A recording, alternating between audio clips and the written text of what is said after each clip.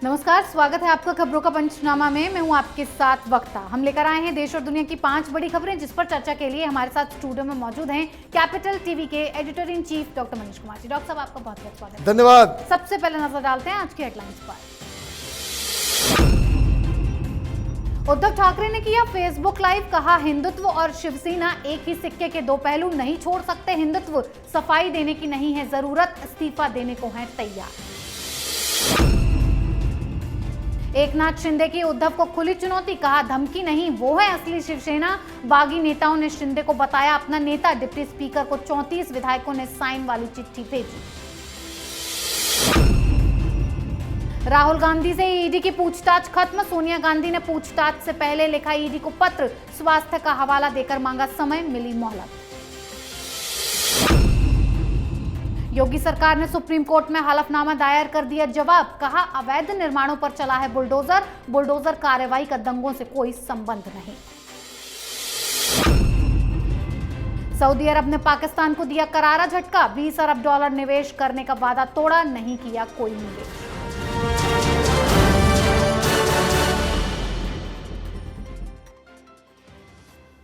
आज की सबसे पहली खबर उद्धव ठाकरे के फेसबुक लाइव पर। उद्धव ठाकरे ने फेसबुक लाइव करके शिवसेना पर हिंदुत्व को लेकर लग रहे आरोपों पर सफाई पेश की है कि उन्होंने हिंदुत्व को छोड़ा नहीं है। हिंदुत्व और शिवसेना एक ही पहलू के दो सिक्के हैं। ये बाला साहेब की शिवसेना है, उन्हें सफाई देने की कोई जरूरत नहीं है। साथ ही बागी विधायकों पर बात करते हुए कहा कि आप सब मेरे सामने आ जाइए और कहिए कि इस्तीफा चाहिए, मैं इस्तीफा देने के लिए तैयार हूं, मेरा इस्तीफा बिल्कुल तैयार है। डॉक्टर साहब, क्या लगता है उद्धव ठाकरे इस्तीफा देंगे? इस्तीफा तो तैयार है उनका।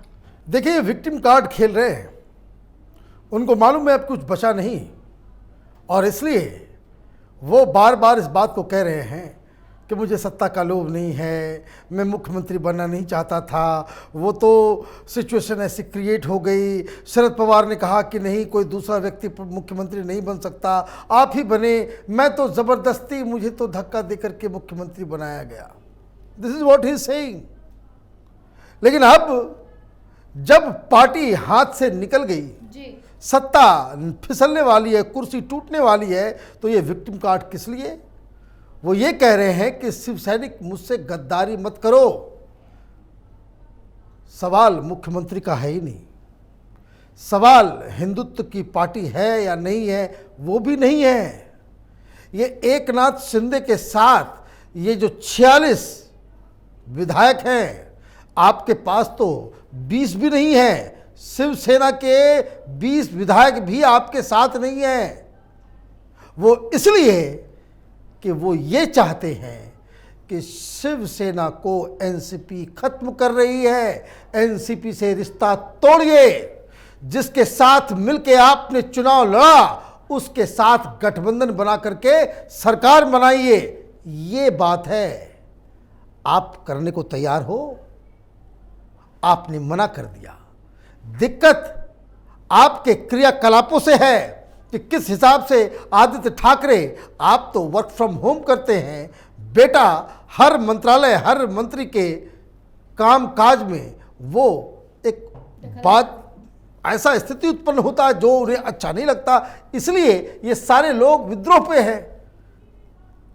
मर्ज कुछ और डॉक्टर बन के ये दवाई कुछ और देना चाहते हैं। उद्धव ठाकरे को पता चल चुका है सरकार टिकने वाली नहीं है। जिसे इस्तीफा देना होता है वो इस्तीफे को पॉकेट में लेके नहीं घूमता, वो सीधे राज्यपाल के पास जाता है, इस्तीफे देकर के आता है। जी बिल्कुल। शिवसेना में मची भगदड़ लगातार उग्र रूप ले रही है, लेकिन एकनाथ शिंदे भी उद्धव ठाकरे को कड़ी टक्कर दे रहे हैं और समय समय पर अपना विरोध दर्ज करा रहे हैं। शिंदे ने उद्धव की बैठक को अवैध करार दिया, विहिप को गलत बताया क्योंकि 16 नेताओं की बैठक और विहिप गैर कानूनी है। साथ ही गुवाहाटी में मौजूद 34 विधायकों ने प्रस्ताव पास कर शिंदे को अपना नेता मान लिया है। इसके साथ ही शिंदे ने उद्धव पर हिंदुत्व को दागदार करने का आरोप लगाया। विधायकों ने शिंदे को समर्थन देने के प्रस्ताव पर हस्ताक्षर कर इसकी कॉपी गवर्नर, डिप्टी स्पीकर और विधानसभा सचिव को भेज दी है। डॉक्टर साहब, शिंदे की बातों में कितना दम है और बागी विधायकों के समर्थन के बाद क्या अब सरकार गिरना तय है? देखिए, जो डेमोक्रेसी है वो संख्या बल के आधार पर चलती है।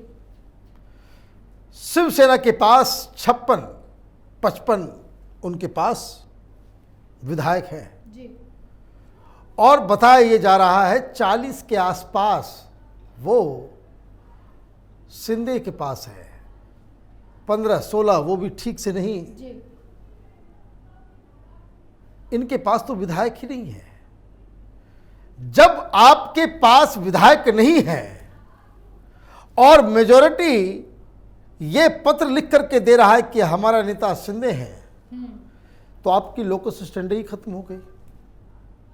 दूसरी बात, ये बर्खास्तगी करने की जो अल्टीमेटम दिया गया था कि 5 बजे तक आ जाओ नहीं तो बर्खास्त कर देंगे, कोई लौटा नहीं, हेकड़ी गायब हो गई। और उसके बाद वो विक्टिम कार्ड खेलने लग गए, फेसबुक लाइव करने, हिम्मत होती निकाल दिए होते। जी। बर्खास्त करने का ताकत सिर्फ और सिर्फ असेंबली के स्पीकर के पास है। विडंबना ये है कि ये अघाड़ी के अंदर जो चल रहा आपस में कंपटीशन जो चल रहा था एनसीपी, कांग्रेस और शिवसेना के बीच, महाराष्ट्र में कोई स्पीकर ही नहीं है। डिप्टी स्पीकर किसी सदस्य के सदस्यता को भंग नहीं कर सकते, तो कौन करेगा? राज्यपाल कर सकते हैं। तो ये बड़ी सारी दिक्कत है। अपने ही कुचक्कर में आप फंसते चले गए भारतीय जनता पार्टी से, और उनके द्वारा क्रिएट किए गए गेम में आप इस तरह की बचकानी हरकत करेंगे। ये इम्पॉसिबल है कि इस तरह की चीज़ों को आप जीत सके। दिक्कत क्या है? एनसीपी, शरद पवार की स्ट्रैटेजी क्लियर है कि जो भसड़ मचना है मचे। कहाँ? शिवसेना के अंदर। एनसीपी को कुछ नहीं लेना देना। सरकार जब तक है तो है, नहीं तो हम विपक्ष में बैठेंगे। कांग्रेस पार्टी की भी स्ट्रेटजी क्लियर है। बीजेपी की स्ट्रेटजी तो सबसे ज़्यादा क्लियर है। वो सरकार बनाएंगे, इन के इन प्रकार पार्टी तोड़नी पड़ जा रही है, शिवसेना टूट जाएगी। एक ही व्यक्ति के पास स्ट्रेटजी नहीं है, वो है शिवसेना। जी। वो अपनी पार्टी तोड़वा के पार्टी को बचाने के लिए शरद पवार के घर पे मीटिंग करेंगे। यह अनहोनी हो रही है। जब आपके पास संजय राउत जैसे सलाहकार होंगे तो पार्टी इसी तरह से गर्त में जाती है। जी बिल्कुल। शिवसेना में मची भगदड़ कहीं न कहीं सहयोगी पार्टियों की मुसीबतें बढ़ा रही है, लेकिन कांग्रेस पार्टी को तो हर तरफ से झटके पर झटके लग रहे हैं। नेशनल हेराल्ड केस में गांधी परिवार से पूछताछ हो रही है। पहले राहुल गांधी से पूछताछ की गई, करीब 53 घंटे की पूछताछ राहुल गांधी से हो चुकी है। अब अगला नंबर सोनिया गांधी का था, लेकिन ईडी के सामने सोनिया गांधी को कल हाजिरी लगानी थी। उससे पहले ही खराब स्वास्थ्य का हवाला देकर सोनिया गांधी ने ईडी को चिट्ठी लिखकर कुछ हफ्तों का और समय मांग लिया और उन्हें मोहलत दे दी गई। डॉक्टर साहब, पहले राहुल गांधी और अब सोनिया गांधी, लगातार मोहलत मांगी जा रही है, वजह क्या है? ये बचना चाहते हैं इन सवालों से। और अगर पॉलिटिकली देखा जाए, लोग कहते हैं कि भाई ईडी जो है केंद्र के इशारों पे काम करती, तो मोहलत नहीं दी जानी चाहिए थी। सोनिया गांधी की तबीयत खराब नहीं हुई, कांग्रेस पार्टी का हेल्थ बिगड़ गया है। बेटा जब पूछताछ के जाल में फंसा तो उन्होंने कहा कि पूरे देश भर में हंगामा करेंगे। हंगामा हुआ नहीं। कल की तो स्थिति ये थी कि टीवी वाले भी नहीं दिखाए, क्योंकि महाराष्ट्र में कुछ और चला आया। वो महाराष्ट्र की गतिविधि शुरू हुई तो मालूम चला कि राहुल गांधी के साथ पूछताछ हो रही है, नहीं हो रही है, कहीं टीवी चैनल पे नजर आया ही नहीं। वो कब ईडी दफ्तर से निकले, कब गए, किसी को कुछ मालूम भी नहीं चला।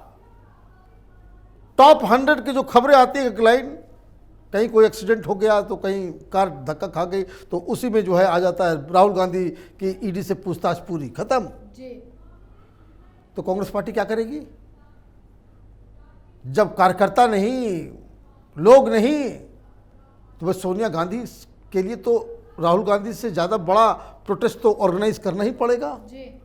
नहीं हो सका तो तबीयत खराब हो गई, आपने कह दिया, लेकिन फिर भी ठीक है, अभी हॉस्पिटल से निकली है, हो ना हो तबीयत खराब होगी, लेकिन डॉक्टर ने तो फिट करके उनको घर वहाँ से रिलीज कर दिया है।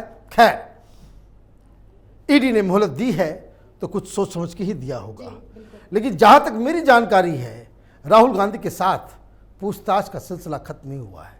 1 सप्ताह का ब्रेक दिया गया है। 1 सप्ताह के बाद माँ बेटे दोनों को ही वापस ईडी के दफ्तर में आना होगा, उन कठिन सवालों का जवाब देना होगा। नेशनल हेराल्ड को कैसे इन दोनों माँ बेटे ने मिलके लील गए, उसको हड़प लिया, इसका हिसाब किताब होना बाकी है। जी बिल्कुल, एक तरफ कांग्रेस पार्टी की मुसीबतें एक के बाद एक बढ़ रही हैं, तो वहीं दूसरी तरफ योगी सरकार की बुलडोजर कार्रवाई से दंगाई बौखला गए हैं और सुप्रीम कोर्ट पहुंच गए और याचिका दायर कर दी। सुप्रीम कोर्ट ने जमीयत उलेमाए हिंद की याचिका पर यूपी सरकार से जवाब तलब किया और जवाब में योगी सरकार ने बुलडोजर कार्रवाई को सही ठहराया। सरकार का कहना है कि इस कार्रवाई का दंगों से कोई संबंध नहीं है। दंगों के मामले में अलग से कार्रवाई हुई है, लेकिन बुलडोजर अवैध निर्माणों पर ही चलाया गया है, वो भी नोटिस देकर। इस मामले में अब 24 जून को अगली सुनवाई हो सकती है। डॉक्टर साहब, योगी सरकार की बुलडोजर कार्रवाई कानून के दायरे में हुई है या नहीं हुई? देखिए, पूरी तरह से कानून के दायरे में है। हिंदुस्तान में संविधान का राज है, कानून का राज है। यहाँ कोई पाकिस्तान या कोई अफगानिस्तान तो है नहीं कि जहाँ जिसको जो मन आया कोई भी मौलवी मौलाना कुछ भी फैसले ले ले, फतवा जारी कर दे। जिन जिन जगहों पे बुलडोजर चला है बाकायदा नोटिफिकेशन के साथ चलाया गया है। जो इलीगल कंस्ट्रक्शन है उसके लिए जो अधिकृत जो अधिकार नगर निगमों को मिला हुआ है उसके मुताबिक ही काम किया जाता है। ऐसा नहीं है कि मन किया तो अचानक से बुलडोजर चल गया। लेकिन ये जो जमीयत उलमाए हिंद, जो मुस्लिम मौलवी मौलानाओं को लगता है कि ओ माय गॉड, भाई कांग्रेस के जमाने में इनकी आदत खराब हो गई थी ना, पैसे दे दो बुलडोजर नहीं चलेगा, बच जाओगे। अब आपको चिन्हित किया जाता है कि आप दंगा भी करोगे, बवाल भी मचाओगे, पथराव भी करोगे, हमले भी करोगे और इल्लीगल मकान बनाकर रहोगे भी। ये सारी चीज़ें तो होगी नहीं। ये बात और है कि दोनों मैच कर जाता है, मिक्स हो जाता है कि दंगा के बाद अचानक बुलडोजर जब चलना स्टार्ट होता है तो लगता है वो दंगाइयों के ऊपर चल रहा है। लेकिन हकीकत क्या है? हकीकत ये है कि ऐसे तमाम लोगों को पुलिस, स्थानीय पुलिस उसको चिन्हित कर चुकी है कि बवाल मचता है और उनके घर पे बुलडोजर चलता है। तो ये हाई कोर्ट के अंदर ये लोग गए थे, जमीयत उलमा हिंद वाले। हाई कोर्ट ने कहा कि कुछ नहीं, सब कुछ लीगल है, आप यहाँ से जाएं। वहाँ से कोई राहत नहीं मिली तो ये लोग, ये कोर्ट का हवाला देने वाले, कानून की कसमें खाने वाले सब कहने लगे नहीं, हाई कोर्ट का रवैया ठीक नहीं है। सुप्रीम कोर्ट पहुँच गए। सुप्रीम कोर्ट में जवाब तलब किया गया। सुप्रीम कोर्ट ने एक बात ज़रूर कही कि बुलडोजर चलाया जा रहा है, ये तो इंस्टेंट जस्टिस दिया जा रहा है। कपिल सिब्बल लड़ रहे हैं ये जमीयत उलमाए हिंद की तरफ से। तो जब साहब ने पूछा कि मकान तोड़ना है तो कैसे टूटे जी? अगर कोई इलीगल कंस्ट्रक्शन है तोड़ा कैसे जाए? हाथ से तोड़ा जाएगा या बुलडोजर ही चलेगा? बोला नहीं, बुलडोजर के अलावा कुछ चलाओ। जज साहब मजा लेते हुए कहा कि नहीं बुलडोजर तो चलेगा, उसको रोक नहीं सकते। लेकिन इसलिए नोटिफिकेशन तलब किया गया था कि भाई जरा राज्य सरकार की भी बातें सुन ली जाए कि भाई इसमें क्या है मसला जी। तो राज्य सरकार ने, योगी सरकार ने कह दिया कि ये दंगे का मसला अलग है, बुलडोजर का मसला अलग है। हम सब जितने जो हिस्ट्री सीटर हैं उसको पहले से ही नोटिस दे करके रखते हैं कि जहां मौका मिलता है बुलडोजर चलाने में हम चूकते नहीं हैं। दिक्कत क्या है? कानून के हिसाब से बुलडोजर चलता है, लेकिन ये जो दंगाई ब्रिगेड जो है, ये जो विपक्षी है, उनके पेट में दर्द होता है क्योंकि मीडिया ने बुलडोजर को एक ऐसा राजनीतिक हथियार बना दिया है कि जिससे बहुत लोगों को पेट में दर्द हो रहा है। जी बिल्कुल। आखिरी खबर पाकिस्तान को लगे झटके की। सऊदी अरब ने पाकिस्तान को बड़ा झटका दिया है। 20 अरब डॉलर का निवेश करने का वादा सऊदी अरब ने नहीं निभाया, जिसका कारण बताया गया है कि सऊदी अरब के क्राउन प्रिंस मोहम्मद बिन सलमान ने एक शर्त के साथ पाकिस्तान में 20 अरब डॉलर के निवेश का वादा किया था और क्राउन प्रिंस की शर्त यह थी कि इस निवेश में राजनीतिक और नौकरशाही वर्ग का दखल नहीं होना चाहिए। अगर इस निवेश में राजनीतिक और नौकरशाही का दखल होगा तो निवेश नहीं हो पाएगा। डॉक्टर साहब, पाकिस्तान में जो दखलंदाजी चल रही है उसी वजह से निवेश रह गया। देखिए, पाकिस्तान में कौन पैसा लगाए? पैसा लगाने का मतलब है पैसे का बर्बादी। और ये तो सिर्फ कहने के लिए है। क्राउन प्रिंस ने ये कहा एक तरीके से कि तुम लोग सब के सब भ्रष्ट हो, तुम्हारा नेता सब भ्रष्ट है, तुम्हारे ब्यूरोक्रेट्स भ्रष्ट है, तुम्हारी आर्मी भ्रष्ट है। और भ्रष्टाचारियों के हाथ में हम पैसे नहीं देना चाहते, क्योंकि ये घाटे का सौदा हो जाएगा। कोई दान नहीं दिया जा रहा है इन्वेस्ट करने के लिए। कितने लोग ये सीपैक चाइनीज वाले भी माथा पकड़ के पीट रहे हैं। कहाँ $46 बिलियन लगा करके उनको एक पूरा प्रोजेक्ट बनाना था, वो सब खा गए, आर्मी वाले खा गए, पॉलिटिशियंस खा गए।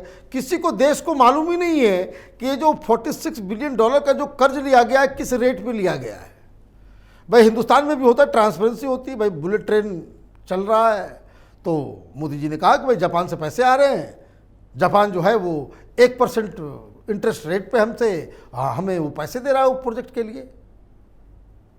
और जब आप सरकार जो है उसको टॉप सीक्रेट बता देती है कि भाई चाइनीज को कितने % पे हमने लिया है, तो दिक्कत तो ये है। पहली दिक्कत ये। दूसरी दिक्कत ये है कि ये पाकिस्तान के अंदर में एक बड़ा मसला बन गया है कि सऊदी अरब और तमाम जो मुस्लिम ममालिक हैं, मुस्लिम कंट्रीज़ हैं, उन्होंने भी सारे इन्वेस्टमेंट अपने बंद कर दिए हैं। और वो पैसे कहाँ लगा रहे हैं? सऊदी अरब, UAE, बहरीन, ओमान, वहाँ कतर, कुवैत, ये सारे जो पैसे आ रहे हैं इन्वेस्टमेंट, वो कहाँ हो रहा है? वो हो रहा है हिंदुस्तान में। ये दूसरी दिक्कत समझिए। ये मुस्लिम उम्मा, मुस्लिम ब्रदरहुड, हम लोग इस्लामिक वर्ल्ड के देश हैं, हमारी मदद करें भाईजान भाईजान। कोई भाईजान नहीं होता इंटरनेशनल पॉलिटिक्स में। आर्टिकल 370 हटने के बाद पहली चीज़ें ये हुई है कि वेस्ट एशियन कंट्रीज़ जो है, जो मुस्लिम कंट्रीज़ हैं, चाहे सऊदी अरब हो चाहे वो UAE हो, वो इससे बड़े बड़े प्रोजेक्ट कश्मीर में स्टार्ट कर रहा है जी। कब हिंदुस्तान के कश्मीर में ये पैसे तो आ रहे हैं, लेकिन पाकिस्तान को ये लोग झुंझुना थमा दे रहे हैं और कोई ना कोई ना पैसे भी नहीं देना। इसको कहते हैं, आप समझिए क्या है ये, इंटरनेशनल बेइज्जती है। क्या आप कटोरा लेके भीख मांगने जाते हो, आपको ना पैसे मिलते हैं, ऊपर से 2-4 गालियाँ ऊपर से मिल जाती है कि तुम लोग सब भ्रष्ट हो। तो यही दिक्कत है पाकिस्तान के साथ। खैर पाकिस्तान की नीति यही है, पूरी दुनिया से गाली खाने की उनकी हैबिट होगी, उनके चरित्र में समाहित हो गया। जी डॉक्टर साहब, बहुत बहुत धन्यवाद। धन्यवाद। खबरों का पंचनामा में आज के लिए इतना ही। देश विदेश की बाकी खबरों और उनके सटीक एनालिसिस के लिए देखते रहिए कैपिटल टीवी। हमें लाइक कीजिए, शेयर कीजिए और कैपिटल टीवी को सब्सक्राइब कीजिए। नमस्कार।